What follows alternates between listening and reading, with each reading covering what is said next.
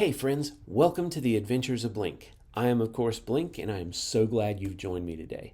Make sure you like, subscribe, and click that notification bell so that we'll stay connected. And you can of course drop by the blog at any time for more content as well. Last week we worked on the project structure for our game. Today we're going to start building out a little bit on that foundation. Our main file is the place where we're going to be working today, main.py, in the source folder. Then we'll configure a couple important features that we want in place before we actually start to create any game logic. Logging and configuration loading. Logs are super important because our app is going to run in an infinite loop. Stuff's going to happen very fast, and we're going to need a way that's easy to see what's happening. Log messages are extremely important in this kind of situation because of the volume of frames that are loading. Before we start any of that, we need to get ourselves working in a virtual environment. This keeps our dev box clean and prevents us from having weird compatibility problems caused by multiple apps requirements interfering with each other as we work. So let's set up a virtual environment. All right, so creating a virtual environment is pretty darn simple. All we have to do is come to our command line. We're in the project root directory already, and so we just do python -m venv, and then we're going to do a .venv. Now the first venv is telling it which Python module to activate, which is the virtual environment module. The second one is creating the folder name. Now you don't have to call it .venv. It's just something that I've kind of picked up seems to be a sort of shorthand standard. It isn't something that's official. Like I said, you can name it whatever you like. But at least for average projects, it seems that that's kind of what we depend on. So we'll go on ahead and create that. You'll see over in my IDE, it created a folder. That folder is automatically git ignored, and that was because when we set up the project, we used the GitHub default Python configuration for the git ignore. So it knows to automatically ignore that. The reason you want to do that is because you don't want to push all of your dependent libraries into your Git repository. It makes clutter, it's huge, it's a mess. Just not really a good practice to do. So we want to git ignore that. Somebody who pulls down this code and builds it locally for themselves should go through the normal processes of building out their own virtual environment. And you should have good instructions, as we talked about last season, with how to set up your project for the first time. So now that I've created the virtual environment, I need to actually tell the system to use it. So I use the source command in my terminal, and I say source, and I'm going to use what's in venv, and then my bin directory. By the way, on Windows, bin is actually scripts with a capital S. Just in case you're trying to do this on a Windows box, you will not be able to activate the bin directory because it's not there. And then there's an activate command that's in there. There's a script for it. And you'll see as soon as I hit that, it now decorated my terminal prompt with the .venv to let me know that I'm in a virtual environment. So my terminal understands that I'm now using the virtual environment. Now, what's cool about this is that we immediately have the ability to start installing packages that will only be used for this particular environment. It doesn't clutter up the rest of my box. So for instance, I know that on this project, I'm going to need basically just two things. I'm going to do a pip install of pytest and pygame. Those two packages are going to be really important to me as I go through the process of building out this app. We'll go on ahead and add them, and we'll let pip do its thing. Oh, and then it also recognizes that I need to upgrade my pip, so I'm going to go do that real quick, just so that it's up to date and everything's nice and ready to go. The last thing I'm going to do, because I already knew those packages needed to be there, I'm going to do pip freeze, and I'm going to push that to requirements.txt.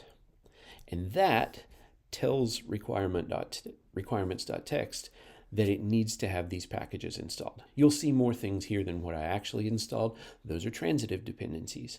So pytest depends on ini config, packaging, and pigments, where Pygame, and Pluggy, where Pygame is pretty much self-explanatory. It runs on its own. But I have the list of things that actually have to be present on the environment in order for this to work. That'll come in handy later when we have to document exactly how to get this to build for someone. Anyway, we'll move on. Okay, now let's install Pygame and get started on our main loop. The idea of a large infinite loop is the core of any video game that interacts with the screen, because at the end of the day, we can't draw motion. Did you ever make one of those flipbook animations where you draw a slightly different image on every page and then flip through the pages really fast to animate your work? We're doing the same thing on the computer screen, except your computer can draw hundreds of pages per second. Okay, so now it's time to start working on our main.py. I'm going to go in here to my source directory, and in the root of source, not in any of the subfolders, I have a main.py that I created last week. All right, so what we're going to do first is start some imports. We're going to have an import of logging. And I'm going to do all this without necessarily explaining why. We'll get to the why a little bit later, but these are the things we're going to need to get through what we're doing today. Import JSON, import Pygame, which we just installed, import sys, and there'll be a couple other imports along the way, but I'm not going to get to them quite yet because they're things that we have to create. All right, so the next thing I'm going to do is I'm going to create a constant called config file path. It's only a constant for this particular module, like this file, so we can just do app underscore config.json. And we're also going to need a variable to hold the logger, but we'll talk about the logger in a little bit. All right, so the first thing I want to get into is building a main loop. As I said, this application is going to live in an infinite loop. So we'll do a def main. We're going to start with a simple Boolean that says game is playing, and we'll make that true. Then we're going to do pygame.init.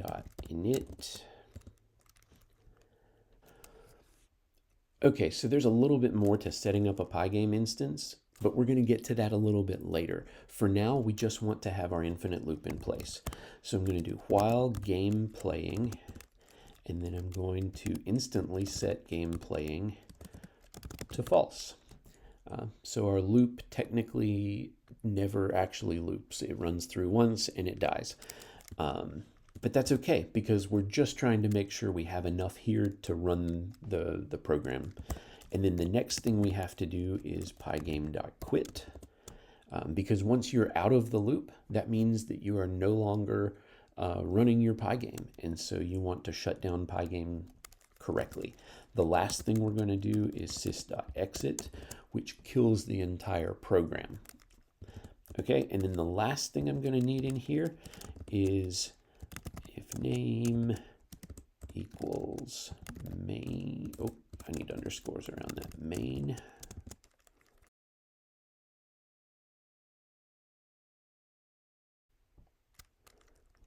Then call the main function. Okay, so we've now built out the very basic version of this. You can see that we have enough to get started. So the next thing we could do here would be to run python source main.py.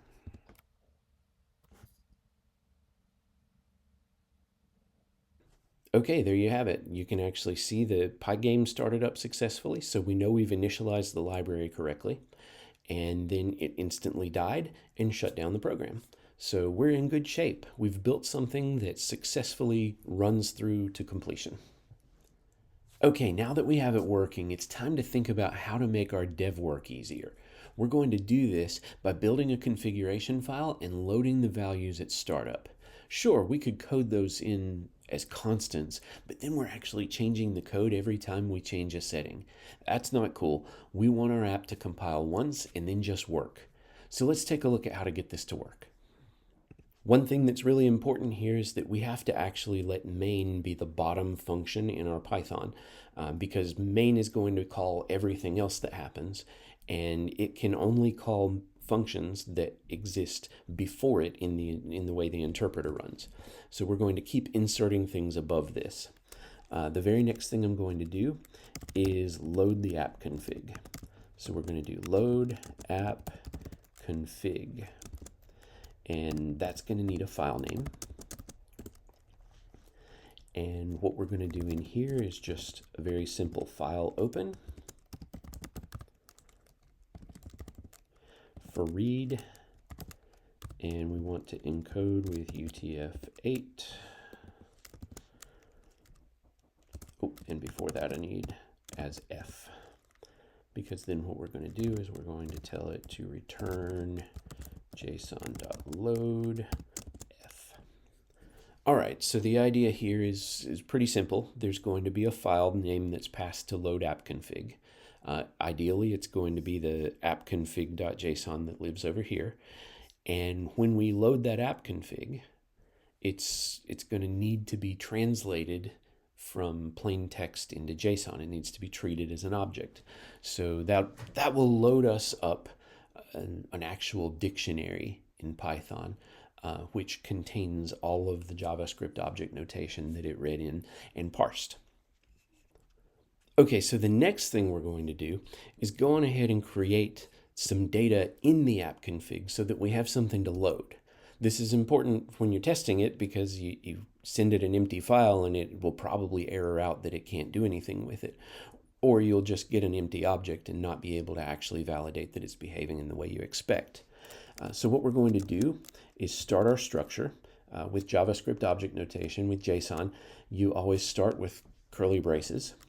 And then inside of there, you start putting the different objects, and you can nest things. So what we're going to do first is we're going to create a logging object in here, and it's going to be a nested object set, right? So then inside of here, we're going to have level, and we're going to default this right now to debug level.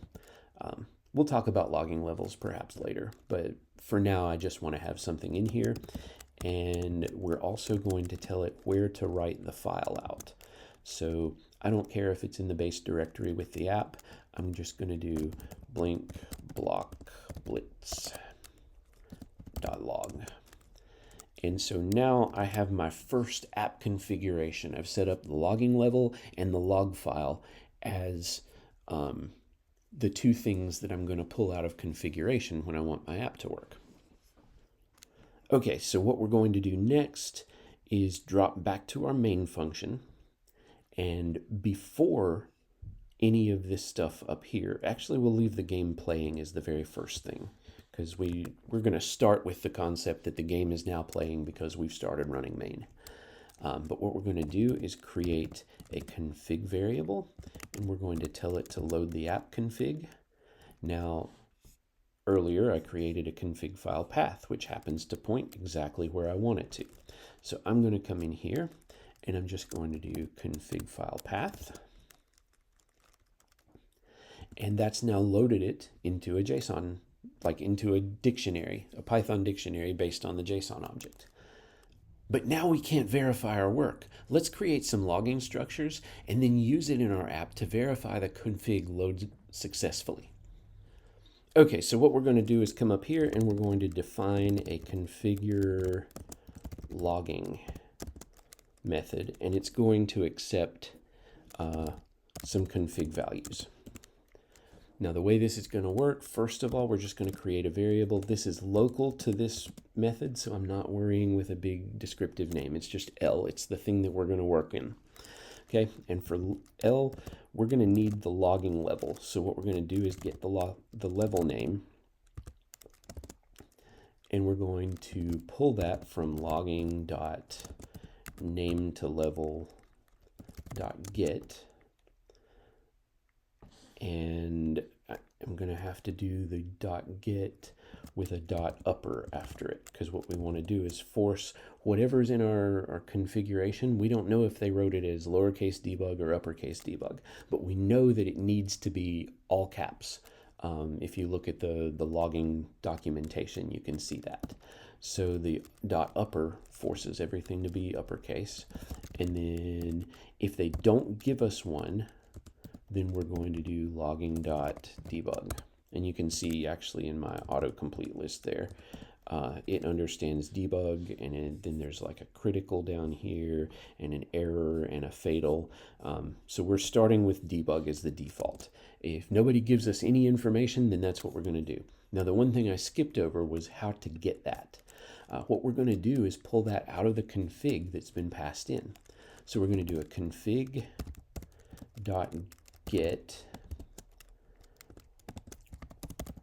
and do a level there.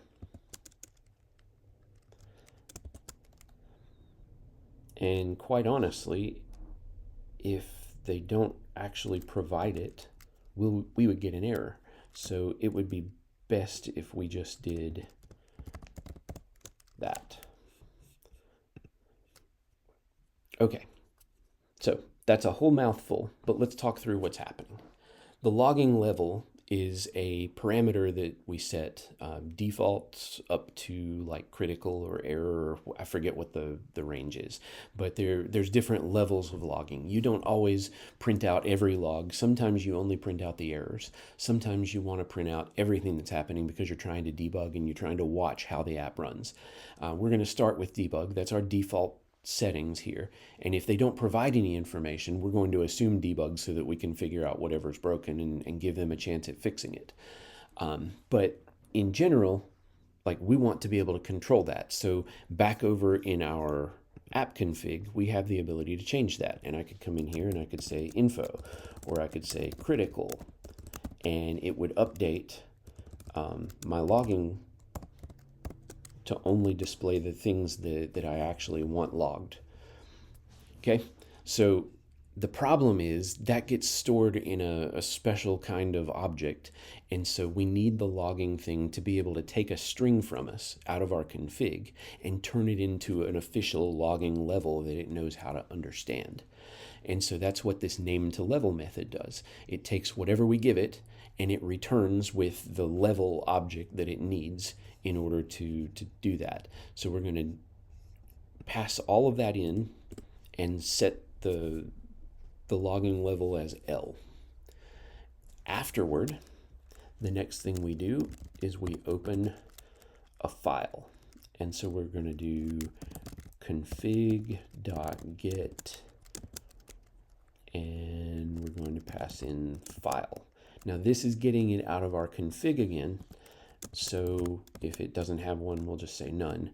But the idea here is that we had that in our configuration file, that blinkblockblitz.log is where we're going to store our log file.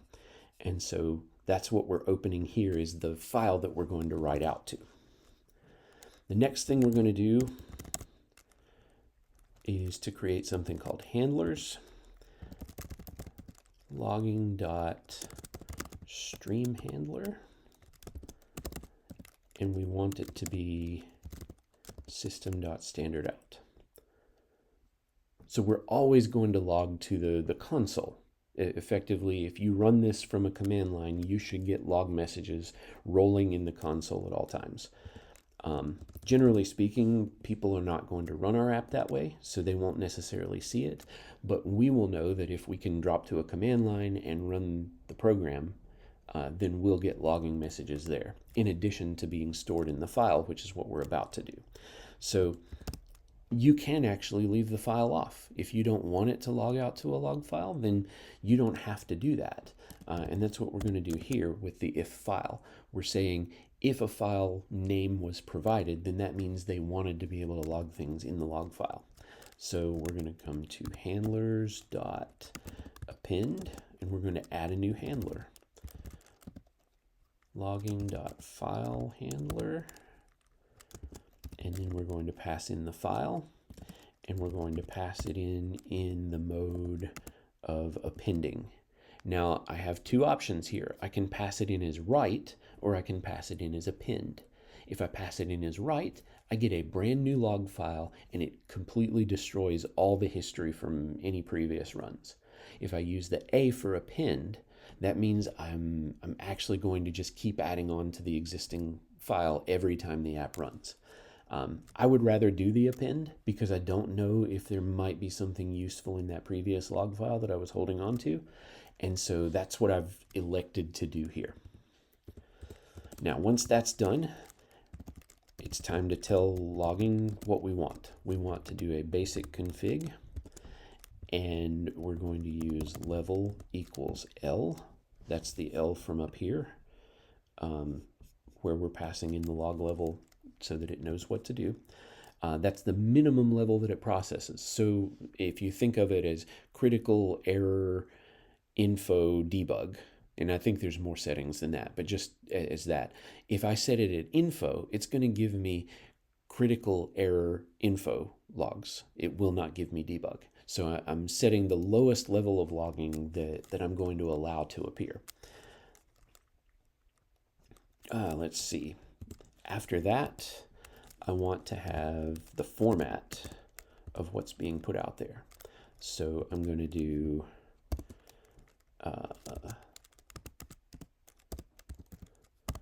I want a timestamp,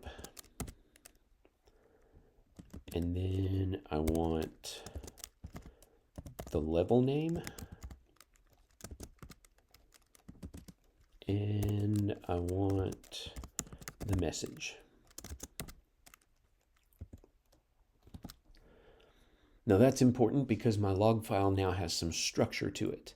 The space after each one, so you have like the S, gives you the ability to separate things out where you can see more clearly what the log file says. So we're formatting it all nicely for human readability purposes, but also this structure means that I could ostensibly reformat it to be something that was fed into a special structure that could read the log file for me. That might be something to explore in the future, like how you could use a log file to your advantage, but we're not going to do that today. The last thing I'm going to do is handlers equals handlers. Okay, and the handlers are the list of things, and maybe I should name these differently.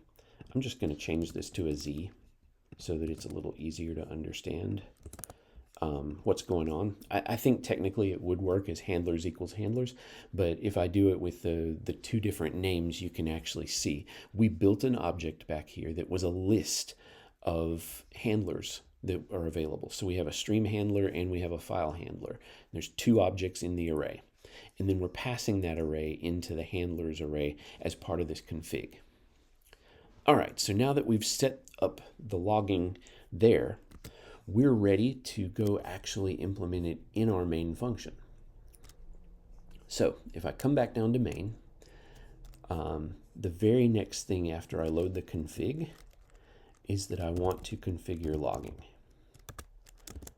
Because as soon as I load the config, I now have the settings for the logging, and I want logging started up as fast as possible. All right, so once I configure logging, it's asking me to pass in the config information. So in the config, I want it to go get only the part of the config that applies to logging. So that's why we set it up in the way we did, because now I can do this, and it's going to go, if I go back over here, it's going to only grab this block out of the config, which means I can have tons of other stuff in here. I can keep adding other objects, but it's only going to care about logging when I ask it for this. So now that I've configured the logging, the next thing I want to do is actually initialize the variable. And if you remember, I created a variable called logger up here and set it to none. This is why, because the next thing I want to do is set logger equal to logging.getLogger,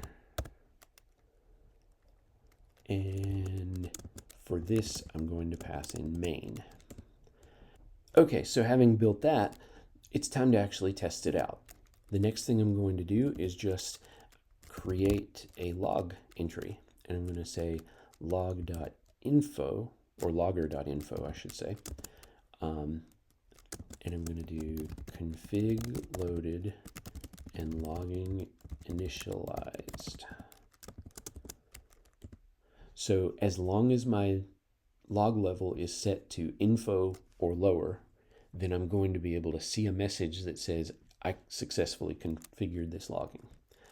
The other thing that I'm going to do here, just to show you the difference between, is logger.debug. I'm going to go grab the config for logging and write it out.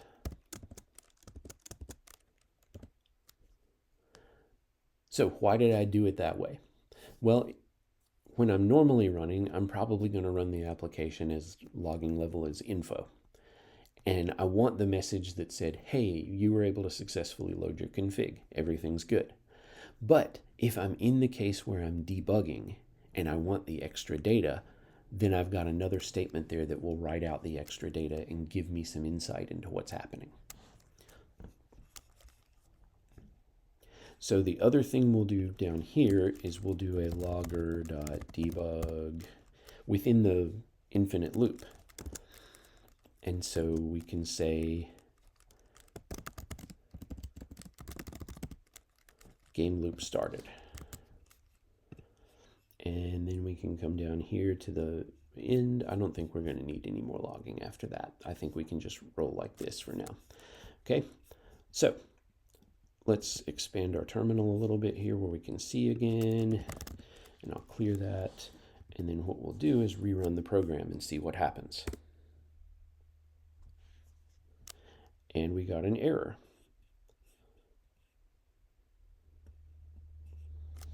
Int object has no attribute upper.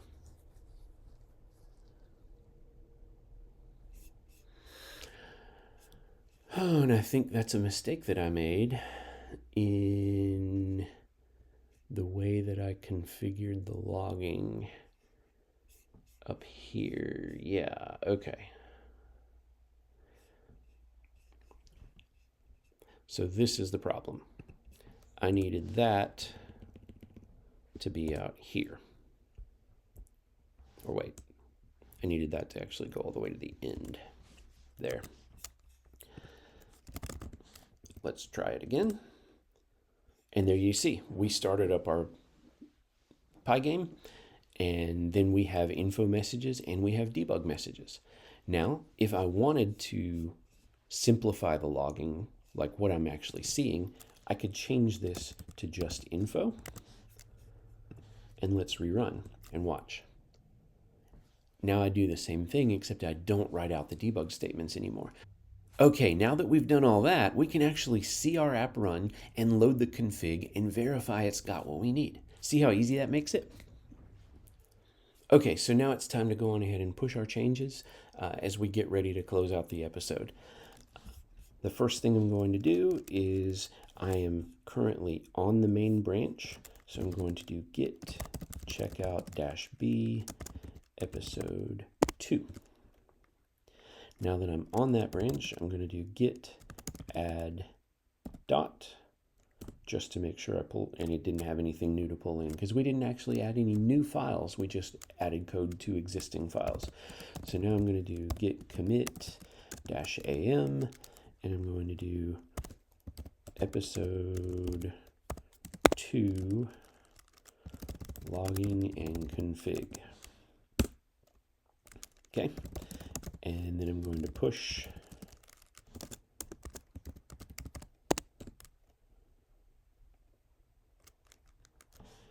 And so now if I drift over here to my GitHub, I can actually see I have a episode 2 branch. And if I go into the source directory, I have all of my code within it. So we've now moved everything out here. The episode 2 branch will, of course, persist, I'll keep all the episode branches so that you can follow along and find each episode's stuff within it. I think we'll wrap up here for today. I know it doesn't look like much yet, but this foundation work will pay off later when we're building and troubleshooting. Next week, we'll start making things that appear on the screen. Remember to like, subscribe, click the notification bell, and of course, stop by the blog. I'd love to connect with you at some point. We'll see you next time.